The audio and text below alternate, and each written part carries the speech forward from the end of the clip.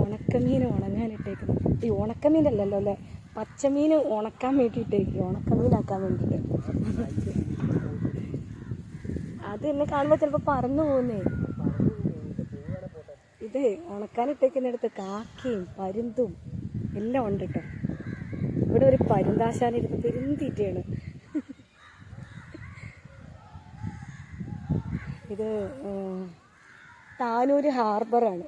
ഹാർബറിൽ ഉണക്കമീൻ. ഇതെന്ത് മീനാണിത്?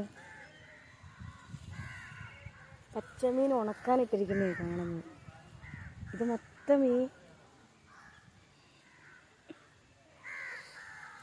കാക്കയും പരുന്തും പെറുക്കിക്കൊണ്ട് പോവുകയാണ്. ഞണ്ട് വരെ ഉണ്ട്. ഇത് മീനാണ്.